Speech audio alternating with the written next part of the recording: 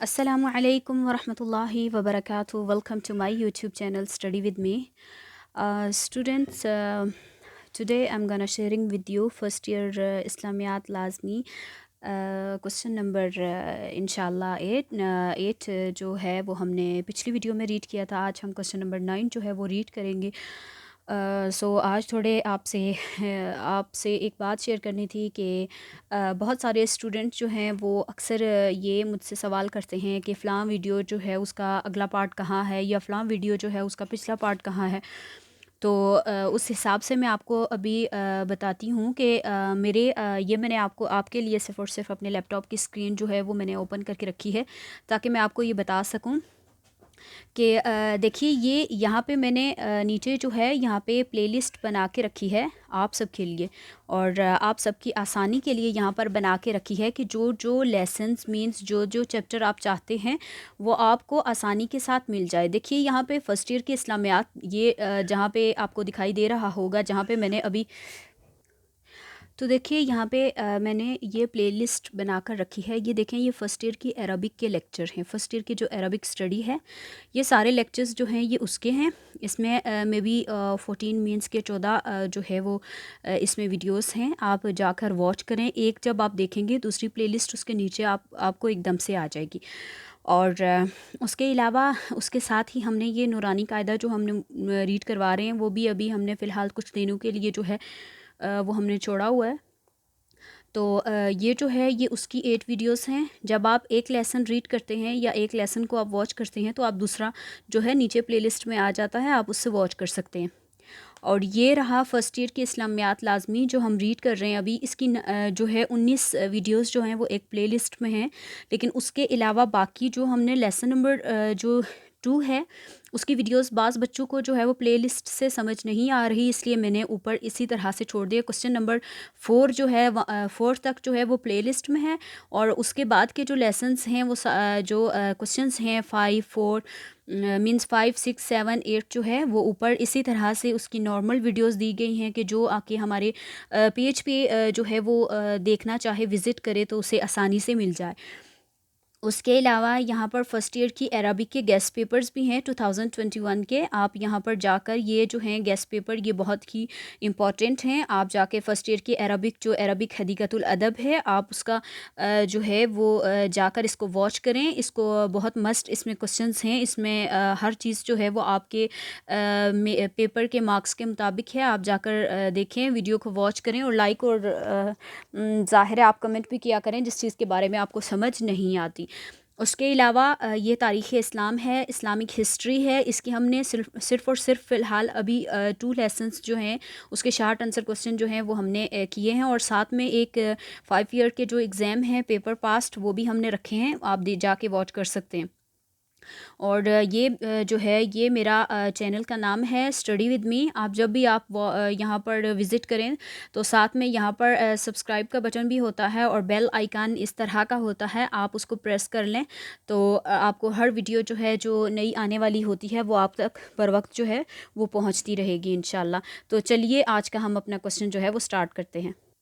जी, तो स्टूडेंट्स आज हमारा क्वेश्चन नंबर जो है वो हमारा 9 है। क्वेश्चन नंबर 8 जो है वो हमने पिछली वीडियो में रीड किया था। आज हमारा क्वेश्चन नंबर जो 9 है वो आपको यहाँ पर मे बी दिखाई दे रहा होगा कि माशरे की इस्लामी तश्कील के लिए किन अमूर की पाबंदी ज़रूरी है।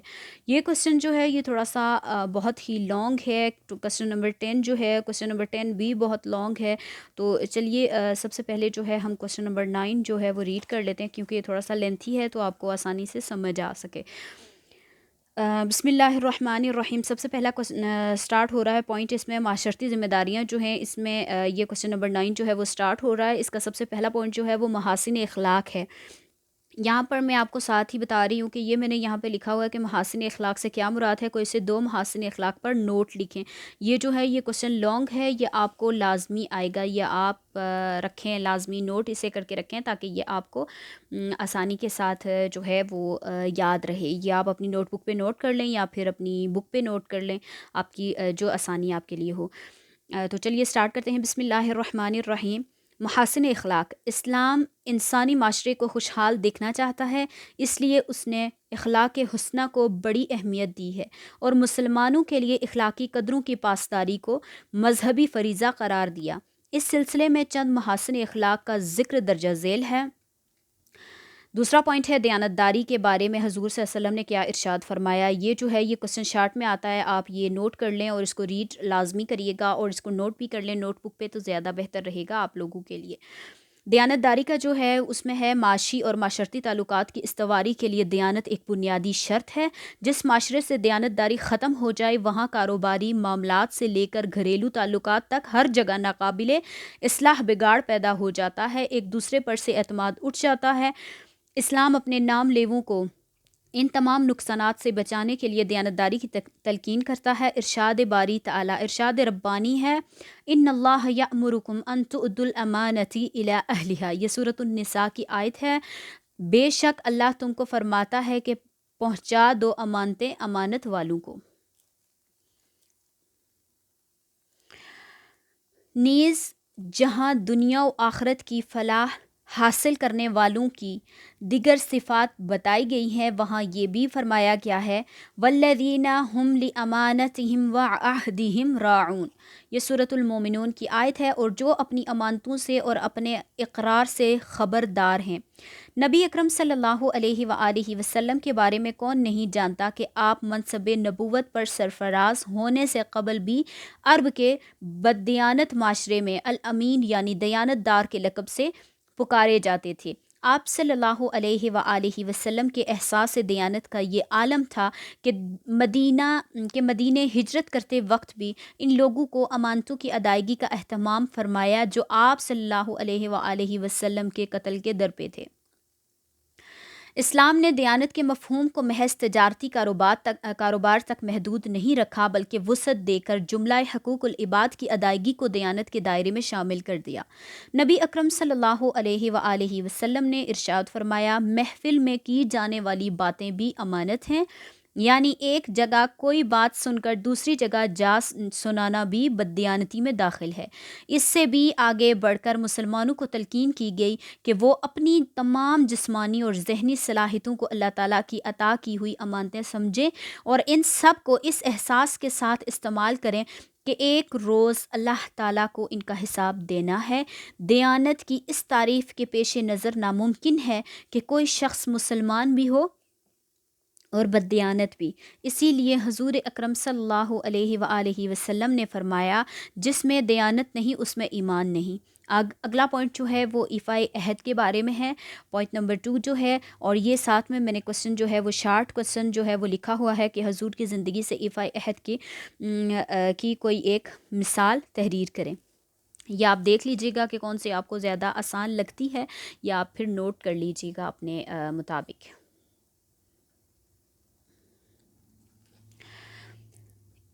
انسانوں کی باہمی تعلقات میں ایفائے عہد یعنی وعدہ پورا کرنے کو جو اہمیت حاصل ہے وہ محتاج بیان نہیں۔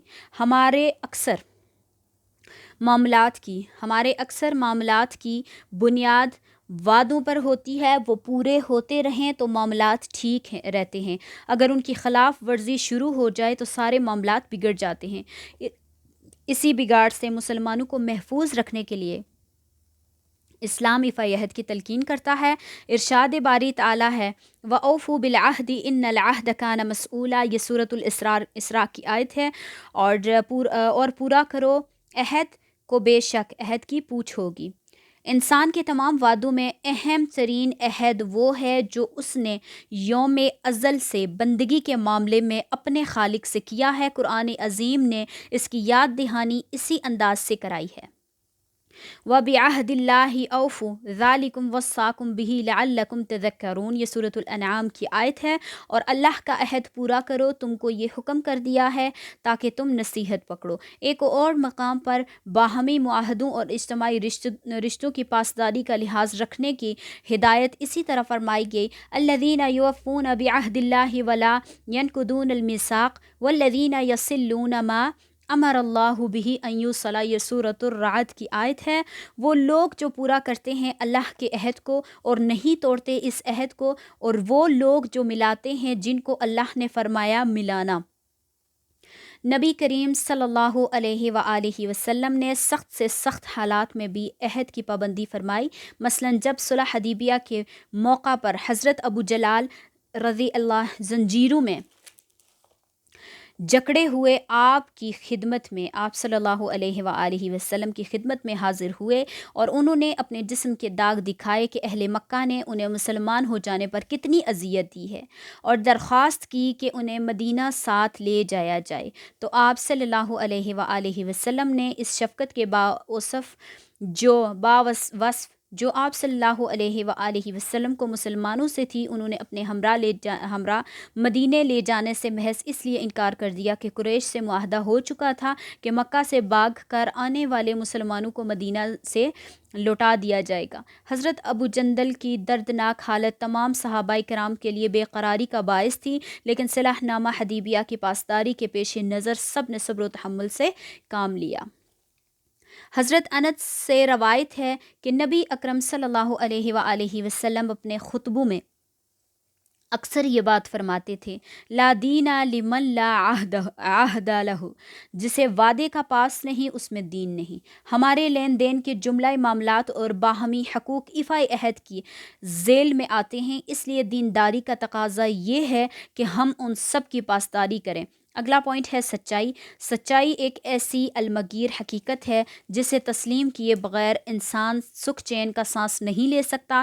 نبی اکرم صلی اللہ علیہ وآلہ وسلم نے اس بات کو نہایت جامعیت کے ساتھ یوں ارشاد فرمایا، الصدق ینجی والکذب یہلک۔ یہ آیت جو ہے، یہ پوائنٹ یہ دیکھیں میں نے امپورٹنٹ لکھا ہوا ہے، آپ یہ نوٹ کر لیں۔ یہ آیت اکثر آتی ہے شارٹ آنسر کوسچن میں کہ آپ جو ہے اس کا جو ہے ترجمہ لکھیں۔ یہ آیت دی جاتی ہے آپ کو اور وہ بولا جاتا ہے کہ آپ جو ہے اس کا ترجمہ لکھیں، تو اس کا ترجمہ جو ہے یہ آپ یاد کر لیجئے، سچائی انسان کو ہر آفت سے محفوظ رکھتی ہے اور جھوٹ اسے ہلاک کر ڈالتا ہے۔ یہ آپ لازمی یاد رکھیے گا۔ قرآن کریم میں باری تعالیٰ نے اپنے صادق القول ہونے کا ذکر فرمایا، مثلاً ومن اصدق من اللہ حدیثا، یہ سورۃ النساء کی آیت ہے، اور اللہ سے سچی کس کی بات ہے۔ اس طرح قرآن حکیم میں انبیاء کی اس صفت کا بطور خاص ذکر کیا گیا ہے کہ وہ راست گفتار تھے، سچائی کا سرچشمہ اللہ کی ذات ہے۔ تمام انبیاء نے وہیں سے سچائی حاصل کی اور دنیا میں پھیلائی۔ اس سچائی سے انکار کرنے والا زندگی کے ہر معاملے میں جھوٹ اور باطل کی پیروی کرتا ہے اور ہلاک ہو کر رہتا ہے۔ اردو میں ہم سچ کا لفظ محض گفتگو کے تعلق سے استعمال کرتے ہیں، لیکن قرآن مجید میں اس کے مفہوم میں قول کے ساتھ عمل اور خیال تک کی سچائی شامل ہے، یعنی صادق وہ ہے جو نہ صرف زبان ہی سے سچ بولے بلکہ اس کے فکر و عمل میں بھی سچائی رچی بسی ہو۔ اس سے اگلا پوائنٹ ہے عدل و انصاف۔ عدل و انصاف کا تقاضا یہ ہے کہ ہر شخص کو اس کا جائز حق بآسانی مل جائے۔ نظام عدل کی موجودگی میں معاشرے کی امور بخیر و خوبی سر انجام پاتے ہیں، اور بے انصافی کی وجہ سے معاشرے کا ہر شعبہ مفلوج ہو کر رہ جاتا ہے۔ بعثت نبوی سے قبل دنیا عدل و انصاف کے تصور سے خالی ہو چکی تھی۔ طاقتور ظلم و ستم کو اپنا حق سمجھنے لگے تھے اور کمزور اپنی مظلومیت کو مقدار سمجھ کر برداشت کرنے پر مجبور تھا۔ دین اسلام کے ظلم و ستم کا یہ کاروبار بند ہو اور دنیا عدل و انصاف کے اس اعلیٰ معیار سے آشنا ہوئی جس نے رنگ و نسل اور قوم و وطن کے امتیازات کو مٹا کر رکھ دیا۔ ناانصافی کی بنا پر انسانوں کے مختلف طبقوں اور گروہوں کے درمیان نفرت کی جو دیوار کھڑی ہو گئی تھی، اسلام نے اسے گرا کر انسان کو انسان کے شانہ بشانہ لا کھڑا کیا۔ اس طرح لوگوں کے درمیان انس و محبت کا وہ رشتہ استوار ہوا جو انسان کے لیے سرمایہ افتخار ہے۔ اسلام وہ دین ہے جس نے عدل و انصاف کے معاملے میں بلا امتیاز تمام نسل انسانی کے درمیان مساوات قائم کرنے کا حکم دیا۔ قرآن حکیم میں ارشاد باری تعالیٰ ہے، یا ایھا الذین آمنوا کونوا قوامین للہ شہداء بالقسط ولا یجرمنکم شنآن قوم علی الا تعدلوا اعدلوا هو اقرب للتقوی۔ یہ سورۃ المائدہ کی آیت ہے۔ اے ایمان والو، کھڑے ہو جایا کرو اللہ کے واسطے گواہی دینے کو انصاف کی اور کسی قوم کی دشمنی کے باعث انصاف کو ہرگز نہ چھوڑو، عدل کرو، یہی بات زیادہ نزدیک ہے تقویٰ سے۔ رنگ و نسل کی طرح اسلام کے تصور عدل میں کسی کے اہل منصب اور مرتبے کی کوئی اہمیت نہیں۔ نبی اکرم صلی اللہ علیہ وآلہ وسلم کے وہ ارشادات آب زر سے لکھے جانے کے قابل ہیں جو آپ صلی اللہ علیہ وآلہ وسلم نے قبیلہ بنی مخزوم کی فاطمہ نامی خاتون کی چوری سے متعلق سزا کی معافی کی سفارش سن کر ارشاد فرمائے۔ آپ صلی اللہ علیہ وآلہ وسلم نے فرمایا، تم سے پہلے قومیں اسی سبب سے برباد ہوئیں کہ ان کے چھوٹوں کو سزا دی جاتی تھی اور بڑوں کو معاف کر دیا جاتا تھا۔ خدا کی قسم، اگر فاطمہ بنت محمد صلی اللہ علیہ وآلہ وسلم بھی چوری کرتی تو میں اس کا ہاتھ کاٹ دیتا۔ اسلامی حکومت کی یہ خصوصیت رہی ہے کہ اس نے اپنے باشندوں کو ہمیشہ بے لوث انصاف فراہم کیا ہے، اور حقیقت میں اسلامی حکومت کا اصل مقصد ہی نظام عدل کا قیام ہے۔ اسی لیے نبی اکرم صلی اللہ علیہ وآلہ وسلم نے سلطان عدل کو خدا کا سایہ قرار دیا ہے۔ اچھا جی، اگلا پوائنٹ ہے احترام قانون۔ جس طرح قدرت کا نظام چند فطری قوانین کا پابند ہے، اسی طرح معاشرے کا قیام و دوام معاشرتی، اخلاقی اور دینی احکام و قوانین پر موقوف ہے۔ یوں تو دنیا کا کم عقل سے کم عقل انسان بھی قانون کی ضرورت، اس کی پابندی اور اہمیت کا اعتراف کرے گا، لیکن کم لوگ ایسے ہیں جو عملاً قانون کے تقاضے پورے کرتے ہیں۔ عصر حاضر میں دو افراد کے باہمی معاملات سے لے کر بین الاقوامی تعلقات تک لوگ ضابطے اور قانون کی پابندی سے گریزاں ہیں، اور لاقانونیت کے اس رجحان نے اب دنیا کو امن و سکون سے غارت کر دیا ہے۔ سوال یہ ہے کہ انسان قانون کی افادیت کا قائل ہونے کے باوجود اس کی خلاف ورزی کیوں کرتا ہے؟ اس کی دو اہم وجوہات ہیں: ایک خود غرضی اور مفاد پرستی، دوسرا اپنے آپ کو قانون سے بالاتر سمجھنا۔ اسلام ان دونوں وجہ کا بخوبی تدارک کر کے مسلمانوں کو قانون کا پابند بناتا ہے۔ ایک طرف وہ انہیں خدا پرستی اور ایثار و سخاوت کا درس دیتا ہے، دوسری طرف اس میں آخرت کی جواب دہی کا احساس و شعور پیدا کرتا ہے۔ اسلام انہیں احساس دلاتا ہے کہ وہ اپنے اثر و رسوخ یا دھوکے فریب سے دنیا میں قانون کی خلاف ورزی کی سزا سے بچ بھی گئے تو آخرت میں انہیں خدا کی گرفت سے کوئی نہیں بچا سکے گا۔ آخرت میں جواب دہی کا یہی احساس اسلامی معاشرے کے گناہ میں ملوث ہو جانے والے افراد کو از خود عدالت میں جانے پر مجبور کرتا ہے، اور وہ اصرار کرتے ہیں کہ انہیں دنیا میں سزا دے کر پاک کر دیا جائے تاکہ وہ آخرت کی سزا سے بچ جائیں۔ لوگوں کے دلوں میں قانون کے احترام کا سچا جذبہ پیدا کرنے کے لیے ضروری ہے کہ خود حکمران طبقہ بھی قانون کی پاسبانی کرے اور اپنے ہی کوئی دستور یا آئین ایسا ہو اور اپنے ہی اثر و رسوخ کو قانون کی زد سے بچنے کا ذریعہ نہ بنائے۔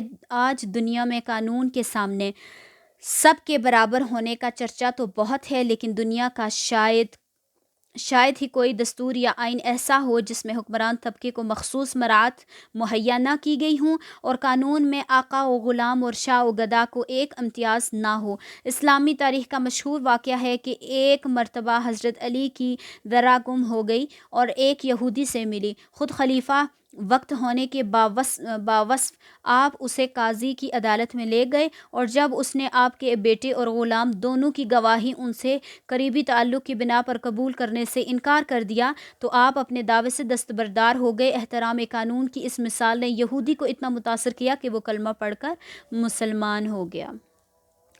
جی تو اسٹوڈنٹ، آج کا جو ہمارا یہ کوسچن نمبر 9 تھا یہ ہمارا کمپلیٹ ہو گیا ہے، and I really hope so کہ آپ نے جو ہے وہ اس سے فائدہ اٹھایا ہوگا اور انشاءاللہ فائدہ اٹھائیں گے بھی۔ اگر آپ ہمارے یوٹیوب چینل پہ نیو ہیں تو please subscribe to my YouTube channel and press the bell icon تاکہ ہر نئی آنے والی ویڈیو آپ تک بر وقت پہنچ سکے۔ تو ملتے ہیں اگلی ویڈیو میں۔ اللہ حافظ۔